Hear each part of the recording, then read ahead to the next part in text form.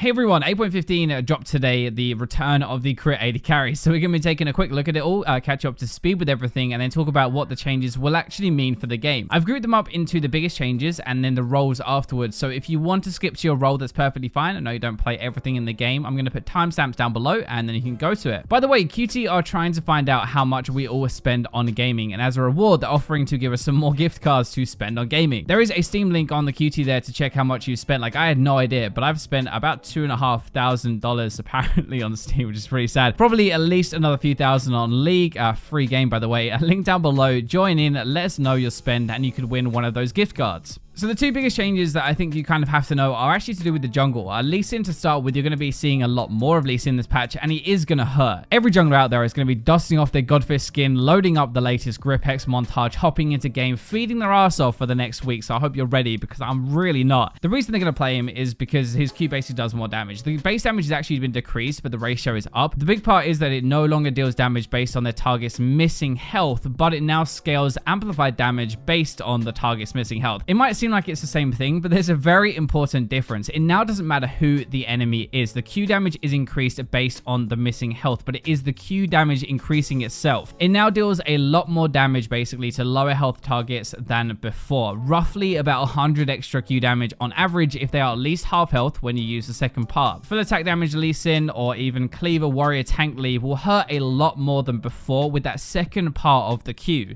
The other thing is with the jungle item. So do you remember the gold funnel strat nerf that came in last patch, right? If you have a jungle item but have the highest gold on your team, then minions give a lot less gold. Now it's going to change. It's based on minion score and not the total gold in the game. So a laner should have more minions than a jungler, even if they are power farming. So if a jungler goes to attack a lane now, they will still get full gold as long as they have less CS than somebody else on their team. We're going to go into AD carry itemization now, the first role of the video. This is where the meta shift this patch is actually going to happen. You might want to stick around even if you don't play AD for this part, because it will probably go into other roles as well. For one of the first times that I can remember, and I've been playing this game for like 10 years or something, they are making AD carries weaker late game, but stronger earlier, so they are actually able to do stuff before the game ends. Infinity Edge has total cost decrease. The build path has been changed a little bit. True damage decrease, attack damage decrease, crit bonus damage though has been added to minions and monsters. So it's 200 gold cheaper, and it's now BF Sword, Pickaxe, and gold after that, so it's a bit easier to build. I'm not actually 100% sold on this Infinity Edge one. Like, losing 10 AD, I can kind of deal with that. Only having 10% true damage conversion is a bit harder to swallow though. At least like your wave clear and objective taking like Baron Dragons will be a bit better now with the bonus damage to minions and monsters. I'm going to go into detail in another video, but there are two ways you can really build crit now, and I think this change benefits the one if you skip Stormrazor. Stormrazor is probably the bigger change actually. The cost is massively down, attack damage decrease, and attack speed decrease as well. Main thing is now only 2,800 gold. That is insanely cheap. You're actually only losing 10 AD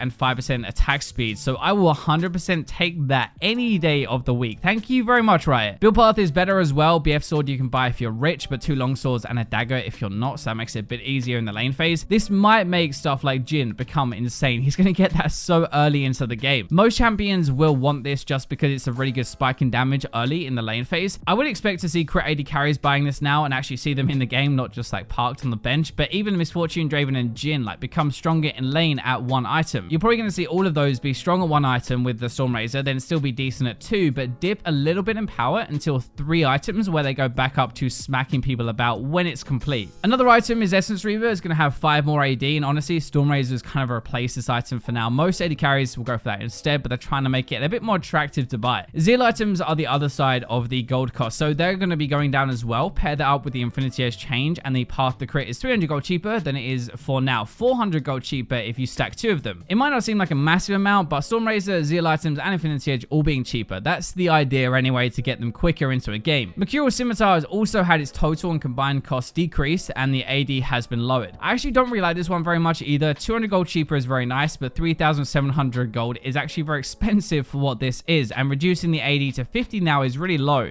They're kind of saying we shouldn't be able to do as much damage if we have to build defense, which isn't much of a surprise. Like, they've nerfed basically every dual offense defense item in the game for AD carries. It's not going to change that much. Like, you're still going to have have to buy it, because if you need the QSS part, then you've got no choice. So we should expect to see AD carries do a lot more in the lane phase now. Jhin, Draven, and Misfortune I can see actually being stronger with the new Stormrazor. Caitlyn, Tristana, Zyra, and Jinx should also love this and come back into the meta, because they can do something in lane when they get that Stormrazor. AD carries are not as important late game. This is going to be a really big thing for the entire game. You're still going to have insane DPS, but it's not going to be as high, but they will do more mid game. So looking into the mid lane, we have 2 champion changes and a rune change. I've put perfect timing in here, so basically the time of activation has been pushed later into the game for the stopwatch. It affects other lanes as well, at every lane if you're Korean, but the delay is going back up to 10 minutes because basically everybody in pro play is using it again and taking it no matter what the role is. Fizz is going to be the biggest change for the mid lane. So his W active base damage has been increased, and then you've got his W active on hit damage ratios increased, and his ultimate ability power ratios increased as well. The changes before didn't really work out for the best, so they're going to go back and they're going to give him a lot more damage. But not going to lie, like I've seen a few Fizz players pop off still after these changes, so I can't wait to get rammed by these buffs this patch.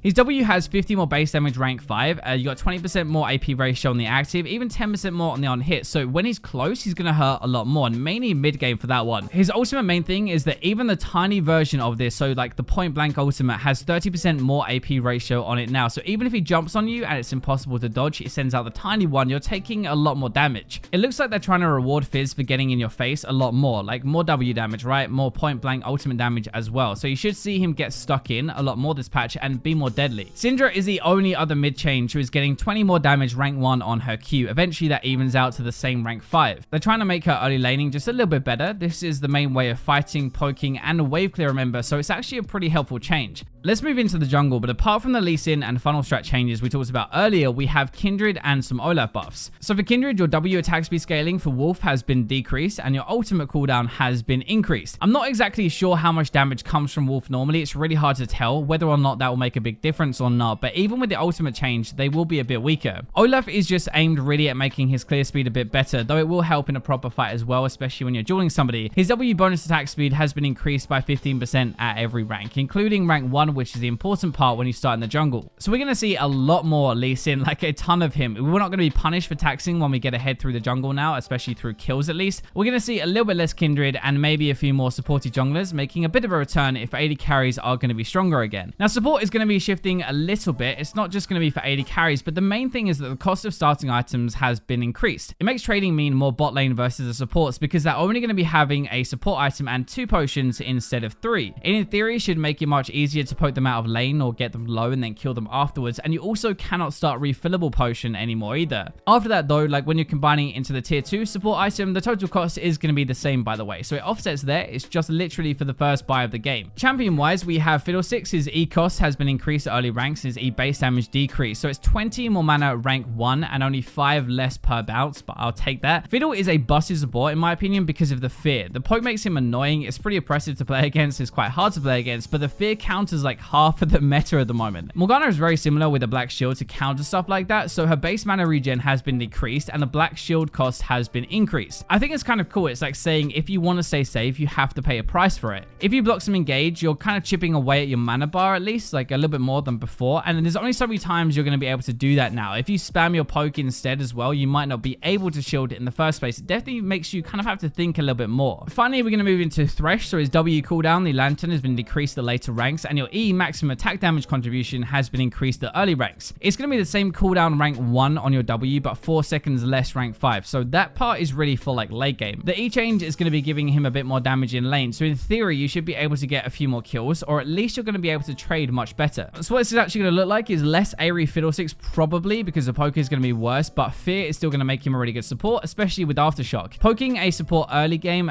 trading with them to make them burn potions and get them low is much easier on this patch, and supports will probably die a lot more early now because they can't just heal back up. Finally, let's move into the top lane. Now, there are loads of changes for Irelia on this patch. They're trying to put damage into her auto attacks rather than her abilities, so take away some of that nutty burst. Read everything on screen, of course, but the main things that you're going to have to know is that the range of her Q, her E, and her ultimate have all been lowered. Her W damage reduction has been reduced by 15% later, but actually 5% better at rank 1, and you don't max this first, so it's actually going to start a little bit better, but get worse. Her passive auto damage per stack is much better though, though. So in extended fights, she's actually going to be better in theory, especially if you take something like Conqueror. She will be weaker though at jumping in from range and bursting you down. So that is a trade-off. Better in long fights, worse in short ones. So I was thinking about putting this in the biggest changes. Quinn is a monster in solo queue. It's actually my go-to ban at the moment, but the changes aren't major. Her armor has been decreased and the passive damage has been lowered just a little bit. We'll have to see if it helps or not. Like, it will make her laning a bit weaker. Proccing her passive a bunch of times in a row will be worse as well, but they aren't massive changes. If anything, she might be better because of the new Storm Razor being cheaper. It means that she can rush that power spike and roam sooner into the game and get like 1, 2, or 3 items faster. So those are the changes for this patch. Thank you for watching the video. Let me know what you think of the changes, but we might actually finally see some more crit 80 carries coming back into meta now. I'm off to play some Caitlyn, but for now, I will leave you with the robots.